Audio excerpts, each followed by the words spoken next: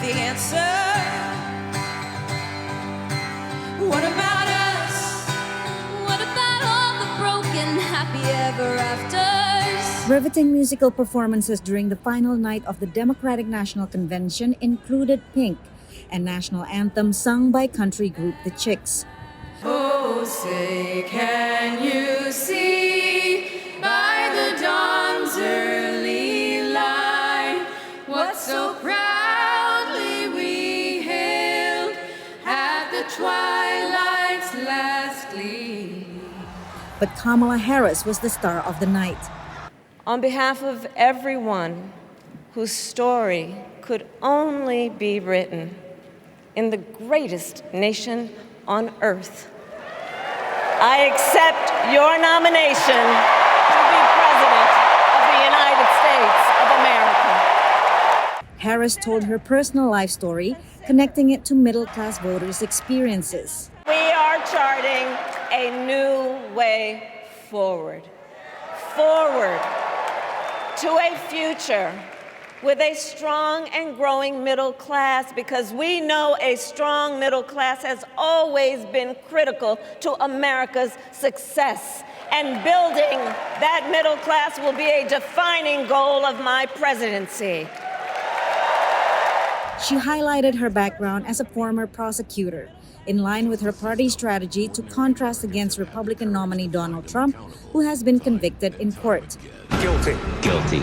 Guilty. Like many other speakers, she warned of a document outlining extreme right-wing policies linked to Trump.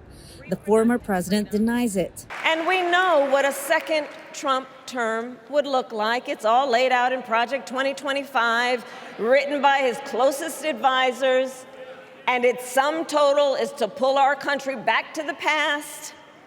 But America, we are not going back. Inside the convention, it was all applause. Outside, pro-Palestinian rallies were held every day. The protests outside have not swayed Harris' position on the war on Gaza. While she called out for more protection and aid for Palestinians, she reaffirmed support for Israel's security. She called for an immediate ceasefire in Gaza and a pathway towards a two-state solution. Gaza is the Democrats' one area of disagreement. Out of around 4,700 delegates, 270 signed a petition demanding that the U.S. stop arming Israel. Harris' address to the nation came just a month after President Joe Biden announced he would not seek re-election. Joe, I am filled with gratitude.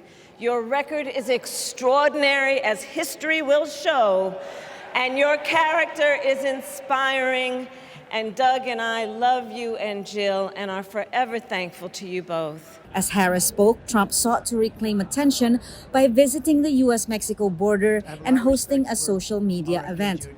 But nothing dampened the delegates' enthusiasm. She's setting us up for the future, a future we've been waiting for, a future that really represents everybody in this country. And we are elated that the wicked witch is dying and we're moving forward with a good life. Kamala explained exactly what's at stake for this country. We're all flying the American flag. We all have USA, and that's for a reason, because this is a fight for this country. Running mate Tim Walz joined Harris on stage to close out the convention with just 74 days to the election. Patsy, Widakuswara, VOANews, Chicago.